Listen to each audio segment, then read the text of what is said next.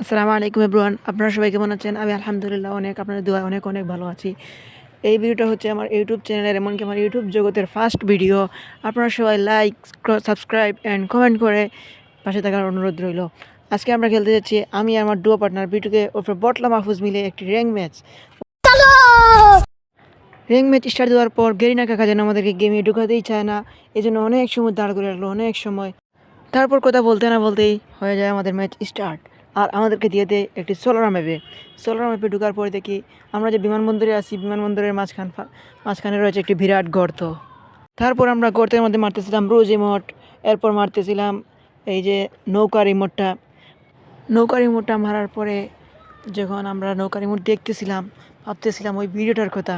আর তখনই ম্যাচ হয়ে যায় আমাদের স্টার্ট হওয়ার পর আপনারা সবাই ভাবতেছেন আমি তো স্টার্ট দিয়েছিলাম সোলার ম্যাপে, কিন্তু এখানে নেক্সট ট্রাই কেন পড়লো। তারপর আমি স্টার্ট দিয়েছিলাম আমি আমার পার্টনার মিলে, কিন্তু এখানে আমরা চারজন কেন? কারণ এর উত্তর ভাই একটাই, দ্য পাওয়ার অফ এডিটিং। আর আমরা যে ম্যাচটা স্টার্ট দিয়েছিলাম ওই ম্যাচে আমরা বইয়া করতে পারি নাই। আর আপনারা সবাই জানেন যদি আমরা বইয়া করতে না পারি তাহলে এই ম্যাচটা আমরা ইউটিউবে আপডেট দেই না, বা সাধারণত কোনো ইউটিউবারই ইউটিউবে আপডেট দেয় না, সেই হিসেবে আমরাও দিইনি। তারপর আমরা লুটপাট করতেছিলাম, সামনে পেয়ে যায় একটি ড্রপের চাবি। ড্রপটা যখন ছাড়ছিলাম আর ওইখানে আমি দাঁড়িয়ে লুট করতেছিলাম হালকা পাতলা, তখনই দেখি আমাদের র্যান্ডম টিমমেটগুলা আমার ড্রপটি নিয়ে লুটিয়া। তারপর ভাই খুবই কষ্টের সাথে এখান থেকে চলে যেতে হচ্ছে। এখানে এসে আমি ক্যারেক্টার স্কিল একটা মারতেছি, এনিমি নাই তাও মারতেছি, কারণ যদি ক্যারেক্টার স্কিলটা রাখিয়া যায় তাহলে এনিমি হয়তো আমার উপর আক্রমণ করবে এটা দিয়ে, তাই এটা আমি রেখে গেছিলাম। তারপরে শান্তি চলে আসি, কারণ এখানে কোনো এনিমি ছিল না ফাইট করতে। এখানে ফাইট করবার জন্য এসে দেখি কিলটা নিয়ে নিছে আমার টিমমেটে। তারপর আমরা এখানে ঘোরাফেরা করতেছিলাম, একটা উপর থেকে নামছে, ওইটাকে হালকা পাতলা ড্যামেজ দেওয়ার পরে আমরা অপেক্ষা করতেছিলাম ওইটার ড্যামেজ খাইছিল, বাট কিছু হয় নাই, কারণ এই হালকাতে কিছু হবে না। তারপর আমরা সামনে যাচ্ছিলাম, সামনে যাওয়ার সময় দেখি হঠাৎ করে সামনে এনিমি, তাও আমাদের প্রো টিমমেট এগুলো নিয়ে যায়, এই কিলটা নিয়ে যায়, ও আমাকে দিতেই চায় না কিল ওই। তারপর আমরা অনেকক্ষণ ঘোরাঘুরি করার পর সামনে ওই একটা এনিমি দেখছি, বাট ড্যামেজ দিছি, বাট কিছু হয় নাই, ওইটা শরীরেও ড্যামেজ লাগে নাই। তারপর ভাবলাম আমরা লং রেঞ্জ থেকে একটু দেখি ড্যামেজ দিতাম পারি কিনা, বাট আমার যে সেন্সিভিটি ওইটা এনিমের শরীরে লাগতেই ছিল না। তারপর আস্তে আস্তে যাচ্ছিলাম ওইদিকে রাশ দেওয়ার জন্য, আর যখনই আমি রাশ দিই দেখতে পাই সামনে একটা নয় বরং দুইটা। তারপর দুইটা এনিমি ভাগতেছিলাম, কিন্তু ভাগতে পারি নাই, ভাই নক করে দিছে। এরপর আমার প্রো টিমমেট এসে দুটাকে মেরে দেয় এবং আমাকে দিয়ে দেয় রিভাইভ। আপনারা সবাই দেখবেন আমার টিমমেট আসবে, এসে আমাকে রিভাইভ দিয়ে দিছে। রিভাইভ দেওয়ার পর উঠে মেডি করে, কিন্তু ভাই কিল পাই নাই ভাই, খুবই দুঃখের সহিত এখান থেকে যেতে হচ্ছে আমার। তারপর আমরা মেডিকেট মারার পরে বেস্ট ক্লেম করার পর একটি প্রো স্কোয়াড আমাদের উপর মেরে দেয় হিট লিস্ট মারার পর ওই প্লেয়ারগুলো আমাদের দিকে আসতেছিল না, তাই আমরা মন মতো লুটপাট করে তারপর এখান থেকে একটু সামনের দিকে যাচ্ছিলাম। সামনের দিকে দেখি একটা এনিমিকে ওই আগে যে কিল চুরি করেছিল প্লেয়ারটা, ওইটার কিলটা আমি মেরে দিই। প্রতিশোধ ভাই, সবসময় প্রতিশোধ নিতে হয়, প্রতিশোধ থেকে বড় কিছুই হয় না। তারপর আমরা এখান থেকে সামনের দিকে যাচ্ছিলাম, কারণ কিল যখন করেছি তারপর তো লুট তো অবশ্যই করতে হলো। তারপর আমরা যাচ্ছিলাম লুট করতে উপরের দিকে। যখন উপরে যাই লুট করতে যাওয়ার পর দেখি ওই সামনে একটা এনিমি, ওইটা আমাদের টিমমেট মেরে দেয়। তারপর ওইখানে লুট করি, মন মতো লুট করি, অনেক লুটও পাইছি। লুট করার পর আমরা সামনের দিকে যাচ্ছিলাম, তখনই দেখি আমাদের টিমমেট এক স্কোয়াডের উপর রাশ দিচ্ছে। আর ওই স্কোয়াডটা কেউ নয়, ওই স্কোয়াডটা হচ্ছে ওই যে আমাদের হিট লিস্ট মারছিল ওই স্কোয়াডটা। আর আমাদের টিমমেট মিলে ওদের স্কোয়াডকে করে দেয় ওয়াইপ আউট।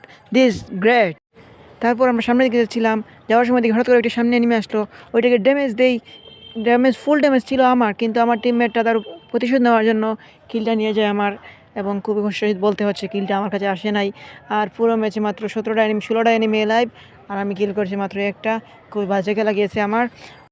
তারপর আমরা হালকা উপরের দিকে যাচ্ছিলাম বেস্ট করার পর উপরে দিকে গিয়ে দেখি কাকি আমাদেরকে উকি দিচ্ছে গোড়ের খুনা থেকে।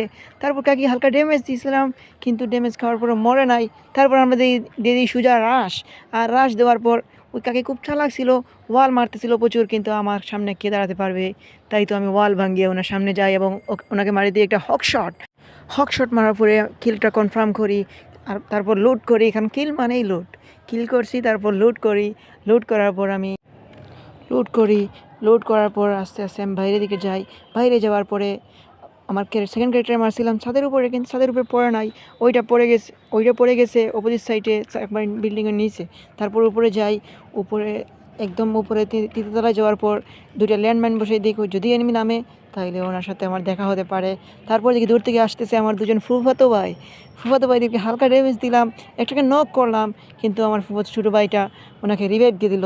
তারপর লাঞ্চার বোম মেরেছিলাম, দেখছেন আপনারা সবাই, কিন্তু লাঞ্চার বোমটা পড়ে নাই, আমার নিজের উপরে পড়ে গেছে। তারপর সামনের ঘরে মারছিলাম, আমার সেকেন্ড ক্যারেক্টারটা কিন্তু পড়ে নাই, নিচে পড়ে গেছি। তারপর উপরে উঠতেছিলাম, মনে মনে ডর ছিল যদি পিছন থেকে আমার ফুফাতো ভাইগুলো মারে দেয় আমাকে, কিন্তু না, ওরা মারেনি। তারপর দেখেছি দূর থেকে আরেক ভাই আসতেছে আমার, ওকে হালকা ড্যামেজ দিয়েছিলাম, কিন্তু মরে নাই, দুঃখজনক ওয়ালের কাবার দাঁড়িয়ে আছে, মেডি মারতেছে, আর আমি এখানে বসে বসে দেখতেছি। তারপর এক ভাইকে আরেকটা হক শট দিয়ে ড্রাগন দিয়ে, আপনার সবাই বলতে পারেন এটা ড্রাগন কেন, এটার নাম তো এসবিডি, কিন্তু না, এটা যারা ওল্ড আছে তারা জানতে বুঝতে পারবে, এটার নাম হচ্ছে ড্রাগন। তারপরে আমরা হেডশট মারার পরে আমরা এখানে কিছুক্ষণ অপেক্ষা করতেছিলাম, ভাবতেছিলাম অনেক কখন বাড়বে আমার ফুফাতো ভাইগুলো, তাদেরকে কখন মারবো আমি। এভাবে দাঁড়িয়ে থাকতে থাকতে অনেক সময় পা ব্যথা করতেছিল। তারপর থেকে হঠাৎ বেরিয়েছে, কিন্তু বাহ, বাড়িতেই শেষ, কিল কনফার্ম। তারপর হয়েছে আমাদের 4টি, 2টি এলাপ থাকার কারণে কোনো টেনশন ছিল না, মনে মনে ভাবতেছিলাম তো এই ম্যাচ তো শিওর বুয়া আসবে, আর বুয়া মানেই কন্টেন্ট, আপনারা সবাই তো জানেন। তারপর আমরা সামনে দিকে যেতে না যেতে দিকে আমাদের টিমমেট মেরে দিয়ে আরও একটাকে মারার পর দেখি লাস্ট প্লেয়ার হয়েছে, বম মারছিলাম, ভাবছিলাম আসবে, কিন্তু বম মারবার আগে আমাদের ম্যাচ হয়ে যায় ভুয়া।